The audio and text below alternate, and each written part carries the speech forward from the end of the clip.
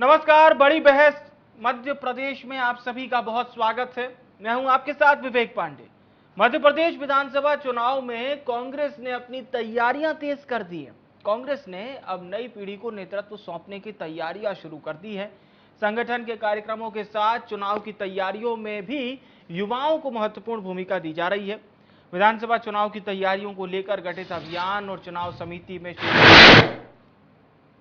क्षेत्रवार युवाओं को चिन्हित कर आगे बढ़ाया गया है। प्रत्याशी चयन में भी नए चेहरों को प्राथमिकता दी जाएगी। प्रदेश कांग्रेस अध्यक्ष कमलनाथ इसकी तैयारी कर रहे हैं।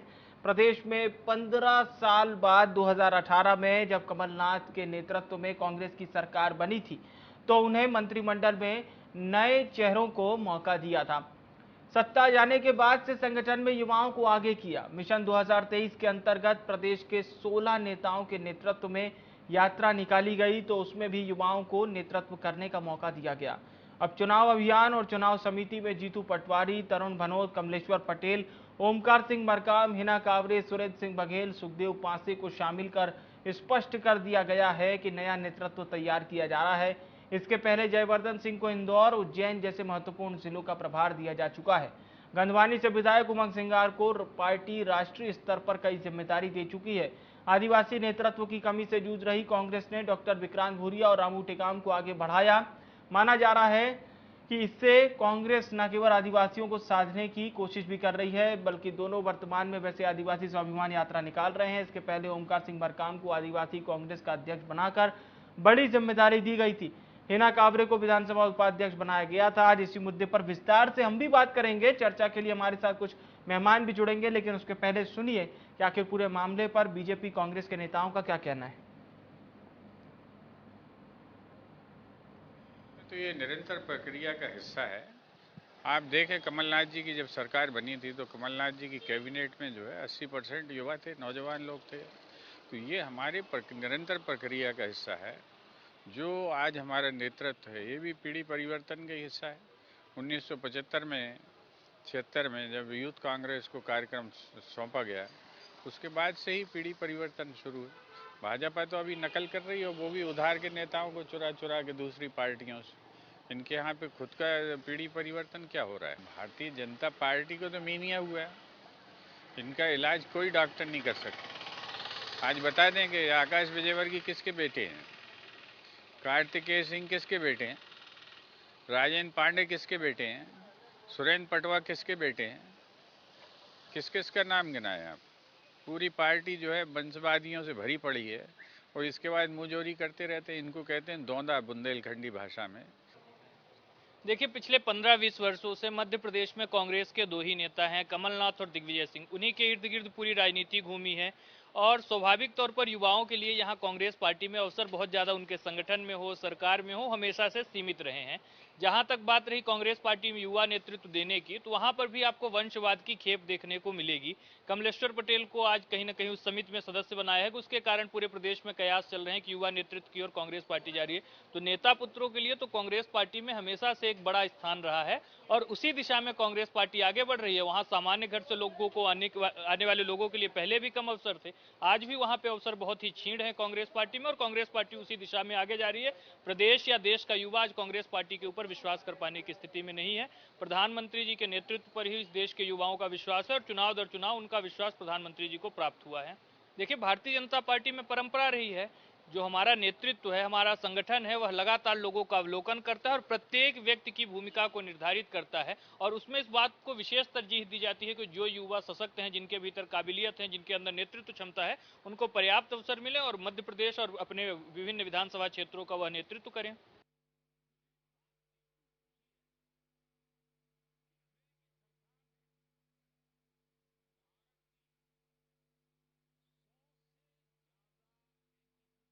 ये दोनों पार्टियों का लगभग एक दूसरे के लिए बोले गए तीखे मीठे शब्द जो कि आप समझ पा रहे होंगे, ऐसा ये पहली बार नहीं है जब दोनों पार्टियां एक दूसरे के लिए इस तरह के शब्दों का आदान प्रदान करें। और हालांकि देखिए, दोनों पार्टियों की अपनी अपनी मजबूरियां भी हैं। दोनों पार्टियों को ये भी बताना है कि भाई हमारी पार्टी में जो युवा हैं वो किसी भी तरह से नेपोटिज्म के रास्ते से नहीं आते। अब नेपोटिज्म सियासत में अगर आपको समझनी है तो इसके लिए थोड़ा सा अगर पार्टियां और पार्टी के प्रवक्ता और नेता धैर्य रखें तो वो इस बात को समझ पाएंगे कि नेपोटिज्म का जो रिश्ता होता है या इसका जो चोला होता है, इसे अगर ध्यान से देखा जाए तो इसे बताया भी जा सकता है, लेकिन पार्टियां इसे अपनी अपनी सहूलियत के हिसाब से बताती हैं और अन्यथा इस पर ज़्यादातर कोशिश करती हैं कि ज़्यादा बयान ना हो। दो मेहमान हमारे साथ चर्चा में जुड़ चुके हैं। प्रियंका दुबे जी हैं, भारतीय जनता पार्टी की प्रवक्ता हैं, और अनुराधा सिंह जी हैं, कांग्रेस पार्टी की प्रवक्ता। आप दोनों मेहमानों का बहुत स्वागत है। प्रियंका जी, मैं चर्चा की शुरुआत आपसे करना चाहूँगा। कांग्रेस तो ये कह रही है कि समय समय पर युवाओं को मौका देते आए हैं, लेकिन बीजेपी इस समय अपने जो खाटी भाजपाई नेता हैं उनसे ही विमुख है। वो आयातित युवा नेताओं से, आयातित नेताओं से ही काम चला रही है। जी, इस पर इनके बयान पे भी कुछ ना कहूँ थोड़ी उचित हो, हाँ, क्योंकि इनके पास अभी कुछ है नहीं कहने के लिए, तो आरोप प्रत्यारोप करना ही इनके पास मात्र बचता है। क्योंकि ना ये योजनाओं पे बात कर सकते हैं, ना ही रीतियों पे बात कर सकते हैं, ना नीतियों पे बात कर सकते हैं, ना नियत पे बात कर सकते हैं, ना ही सबके साथ की पे बात कर सकते हैं, ना किसी का विश्वास इनके ऊपर है। जहां भी इन्होंने सरकारें बनाई हैं वहां पर ये अपनी कथनी और करनी से कोसों दूर रहे हैं। तो ये सिवाय आरोप प्रत्यारोप करने के अलावा और किसी चीज में अभी सक्षम है नहीं। तो इनकी बयानबाजी को हम सिर्फ मजाक में ही लें तो ज्यादा उचित होगा। मुझे इस पे इन बयानबाजी पे तो कोई अपने कथन कहकर के अपने शब्दों को बर्बाद करना लगता है। इसके अलावा मेरे और कुछ नहीं है कि मैं कहूँ कि इनको जबरदस्ती के लिए बातों को सुनना, हम पर लोगों ने तो सुन के ध्यान देना। वो कह रहे हैं कि मतलब बीजेपी के पास अपने नेता नहीं है, तो ये थोड़ा सा आश्चर्य नहीं लगता आप लोगों को? आप लोग इतना बड़ा संगठन होने का दावा करते हैं और आप लोग कहते हैं कि साहब हमारे यहाँ तो कोई मूल्यांकन अगर होता है तो वो सिर्फ इसलिए होता है कि आपने पार्टी को कितना समय दिया, यही हमारे यहाँ की पृष्ठभूमि है। पर वो ऐसा क्यों? हाँ, बोलिए बोलिए। मुख्यमंत्री जी माननीय दिग्विजय सिंह जी का स्टेटमेंट खुद रहा है कि अब की बार अगर चुनाव नहीं जीतते हैं तो झंडा उठाने वाला नहीं मिलेगा, कार्यकर्ता तक ढूंढने से नहीं मिलेंगे। ये खुद इनके माननीय मुख्यमंत्री जी के शब्द हैं। ठीक है, तो अब जब इतने बड़े वरिष्ठ जो है उनके ये शब्द हैं, तो उनके आगे तो मैं बहुत तो मैं क्या कहूँगी, ये तो खुद इनके स्वीकार्यता है, मेरी स्वीकार्यता थोड़ी है। अच्छा, उसके बाद में कमलनाथ जी को देखा जाए या इनके विवादों को देखा जाए, जिस तरीके से ये लोग कहते हैं कि लोग मूल्यांकन करते हैं, तो हम सचिन पायलट जी की परेशानी को देख सकते हैं, ज्योतिरादित्य सिंधिया जी की परेशानी को देख सकते हैं, प्रसाद जी की परेशानी को देख सकते हैं। तो ये सर्वविदित है, मतलब हमें कुछ कहने की आवश्यकता ही नहीं है इनकी पार्टी को लेकर के। जनता के सामने सारा कुछ है, ये लोग कुछ भी कहते रहे, जनता सारे स्पष्ट हैं। जी, ओके। अनुराधा जी, नेपोटिज्म का भी सवाल उठ रहा है। कमलेश्वर जी को शामिल किया गया, या आप लोग विक्रांत भूरिया जी का नाम लेते हैं, ऐसे तमाम नाम। बीजेपी तो कहती है साहब ये तो इनके जो फादर थे, चाहे तरुण भनोट साहब हों, कमलेश्वर पटेल साहब हों, जयवर्धन सिंह साहब हों, नकुल नाथ जी हों, विक्रांत भूरिया जी हों, या फिर और भी वो तमाम लोग। ये प्रमुख नाम इसलिए क्योंकि हमारी लिस्ट में इनके नाम थे, जो हमने अभी हमारे दर्शकों को बताई, मतलब आपकी लिस्ट में, कांग्रेस पार्टी की लिस्ट में। पर ये जो आरोप हमेशा लग रहे हैं कि साहब प्राथमिकता इसलिए मिल रही है क्योंकि पिताजी का रुतबा था, पिताजी का रसूख था, जो फिर बेटों को जगह मिली। कांग्रेस पार्टी कैसे डिफेंड करेगी इस बात को, अनुराधा जी?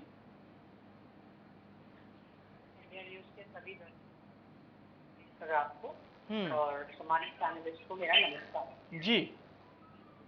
कांग्रेस पार्टी में सदैव अनुभवी और युवा पीढ़ी का समावेश है, चाहे आप संगठन के स्तर पर देखें या फिर सत्ता के स्तर पर। हमारे प्रदेश अध्यक्ष आदरणीय कमलनाथ जी युवाओं को सदैव आगे बढ़ाते हैं और उनको प्रोत्साहित करते हैं। आप कमलनाथ जी के मंत्रिमंडल में ही देखिए, युवाओं को भरपूर रिप्रेजेंटेशन मिला। और प्रदेश अध्यक्ष के रूप में भी आप देखिए आदरणीय कमलनाथ जी सभी मोर्चों पे युवाओं को भरपूर प्रोत्साहन देते हैं और उनको भरपूर जिम्मेदारियां देते हैं।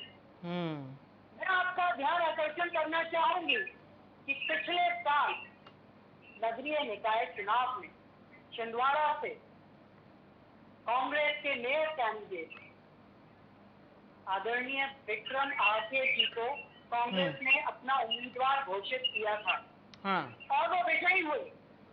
और आपको जान के प्रसन्नता होगी जी कि आदरणीय आरके जी, विक्रम आरके जी यंगेस्ट मेयर हैं और कांग्रेस पार्टी ने उनको मौका दिया और कांग्रेस पार्टी सदैव युवाओं को आगे बढ़ने का मौका देती है। युवा पीढ़ी देश का भविष्य। आप देखिए, आप हमारे नेता आदरणीय राहुल गांधी जी जी नहीं सुनिए तो अनुराधा जी आप मेरा सवाल फिर से सुन लीजिए। बीजेपी ये साफ तौर पर आक्षेप लगा रही है मैडम आपकी पार्टी पर कि बहुत अच्छी बात है आप युवाओं को मौका तो देते हैं, लेकिन ये युवा बिना किसी बैकग्राउंड वाले नहीं है, एक अच्छा खासा बैकग्राउंड है उनका, ये साफ तौर पर भाजपा बोल रही है। बताया अगर आपको मैंने बताया छिंदवाड़ा से विक्रम आरके जी, आप उनका बैकग्राउंड देखिए। कांग्रेस में एक लंबी फेहरिस्त है। आपको मैं बताना चाहूंगी हमारे जीतू पटवारी जी आप देखिए। ठीक है जी। हिना कांवरे जी तो हमारे आदरणीय जो हमारे कमलनाथ जी के मंत्रिमंडल में उपाध्यक्ष थी विधानसभा की। फिर हिना कांवरे जी पर भी वही सवाल उठेंगे। ठीक है, नहीं देखिए हम सबको कांग्रेस पार्टी हर मोर्चे पे युवाओं को भरपूर प्रोत्साहित करती है। और मैं आपसे दूसरी चीज कहना चाहती हूँ जी भारतीय जनता पार्टी बताए ना युवाओं की बात करते हैं। 18 साल से मैं प्रश्न पूछती हूँ भारतीय जनता पार्टी से, शिवराज सरकार में रजिस्टर्ड जो हमारे श्रम पोर्टल पर 1,21,00,000 रजिस्टर्ड बेरोजगार हैं। आज युवा सड़क पर बैठा है और आप बताइए 18 सालों में पहले तो विज्ञप्ति ही नहीं मिलती। विज्ञप्ति अगर निकल गई तो फिर एग्जाम नहीं होते और भैया एग्जाम अगर हो भी गए तो फिर एक लंबे अंतराल के बाद रिजल्ट घोषित होता है और रिजल्ट अगर घोषित हो भी गया तो हम सभी ने अभी देखा पटवारी धांधली क्या होता है। आज भाजपा के कुशासन है सर हम पर भाजपा का युवाओं के भविष्य के साथ खिलवाड़ कर रही है। अच्छा सवाल ये उठ रहे हैं कि क्या अब नई पीढ़ी को नेतृत्व सौंपने की तैयारी है क्या कांग्रेस बिल्कुल नयापन एक तरह से अब लेकर आ रही है? मैंने आपको पूर्व में भी कहा कांग्रेस पार्टी सदैव कांग्रेस पार्टी में समावेश होता है अनुभवी और युवा पीढ़ी का। युवा पीढ़ी हमारे देश का भविष्य है। हमारे पूर्व प्रधानमंत्री स्वर्गीय राजीव गांधी जी जो कंप्यूटर युग की शुरुआत करी, is the father of IT and telecom revolution in India. उन्हीं की बदौलत आप देखिए आज विश्व में हम अग्रणी हैं कंप्यूटर टेलीकॉम में। जो आज आप और हम जिस टेक्नोलॉजी के माध्यम से बात कर रहे हैं उसके फादर कौन है? ठीक है उसके पिता कौन है? स्वर्गीय प्रधानमंत्री हमारे आदरणीय राजीव गांधी जी। कांग्रेस सदैव युवाओं में भरोसा करती है और युवाओं को जिम्मेदारी देती है और युवाओं को भविष्य के लिए कांग्रेस ने तैयार किया है। और आप देखिए जी मैं आता हूं अनुराधा जी आपके पास। प्रियंका जी देखिए आप लोगों के सवाल हैं नेपोटिज्म को लेकर, भाई भतीजावाद को लेकर। कांग्रेस कह रही है साहब केवल युवाओं को मौका दिया जा रहा है, जो युवा अपनी मेहनत के बूते पद हासिल करता है वही आगे बढ़ता है। यहाँ पर सवाल मेहनत से है, आप लोग इसमें खामखा तमाम नेताओं के नामों को ढूंढ रहे हैं। देखिए जिस पार्टी में 55 का बचपन हो उस पार्टी को लेके युवाओं की घोषणा, मेरे को तो युवाओं की उम्र बताइए पहले कि उम्र क्या है इनकी इसमें पार्टी में युवा की, क्योंकि इनका तो 55 का बचपन बताता है कि वो सीख रहा है और करेगा। वो मुझे लगता है कि वो एक अंग्रेजी का बहुत अच्छा उदाहरण है कि age is just like a number, तो उससे हो सकता है प्रभावित हो। जी बोलिए। सेकंड नेपोटिज्म की ये बातें कर रहे हैं। मैं बहन जी के मतलब आत्मविश्वास की तारीफ करूंगी, नमन है इनके आत्मविश्वास को, जिसकी पार्टी पूरी वंश और परिवार के इर्द गिर्द ही बसी हो। मोतीलाल नेहरू जी, जवाहरलाल नेहरू जी, उसके बाद अनुराधा जी आपके पास पर्याप्त समय आपको मिलेगा। मतलब इन्हीं के परिवारवाद के संसद सदस्य, उसके बाद ये लोग नेपोटिज्म पे इतने आत्मविश्वास से कैसे बोल लेते हैं, मुझे तो ये आश्चर्य लगता है। फिर भी अगर इन्होंने कहा तो दिग्विजय सिंह जी अपने बेटे को ले आते हैं, अर्जुन सिंह जी अपने बेटे को ले आते हैं, कमलनाथ जी अपने बेटे को ले आते हैं, सुभाष यादव जी के बेटे अखिलेश यादव जी, सचिन यादव जी, इन्हें भरमार पड़ी है पार्टी के अंदर परिवारवाद की। पार्टी कम पूरा परिवार का संकलन है, उसके बाद ये लोग नेपोटिज्म के ऊपर गला फाड़ फाड़ के चिल्लाते हैं। मतलब आत्मविश्वास की दाग देनी चाहिए अनुराधा दीदी आपकी, तो मैं मानना चाहूंगी कि तारीफ करनी चाहिए कि आप लोग के अंदर इतना आत्मविश्वास रहता है झूठ बोलने के लिए, जो आप लोग ठगते चले आए जनता को इस बात से। आप युवाओं की बात करते हैं कि हमने आज ध्यान दिया, युवा कौशल के ऊपर हम लोग ये युवाओं को नेतृत्व को जोड़ने के लिए पिछले कई सालों से वर्क कर रहे हैं, जिस पे आप लोगों ने कभी ध्यान ही नहीं दिया। जिस पार्टी का आधार ही परिवार हो, जिस पार्टी का जनादेश ही आधार परिवार के ऊपर लेकर के चलती रही हो जो पार्टी, वो पार्टी नेपोटिज्म के अगेंस्ट कभी जा ही नहीं सकती। आप लोग सिर्फ आंकड़े या धूल, या हम कहें आपको कोई कैंडिडेट नहीं मिलता है तो भले आप किसी को दे देते होंगे, पर आप लोग सीधे गुलामी के पूर्वोत्तर रहे हैं। गुलामी अच्छा प्रियंका जी, भारतीय जनता पार्टी की क्या योजना है युवाओं को लेकर? क्या युवा वर्ग को प्राथमिकता बीजेपी देगी? युवा वर्ग को क्या टिकट मिलेगा इस बार?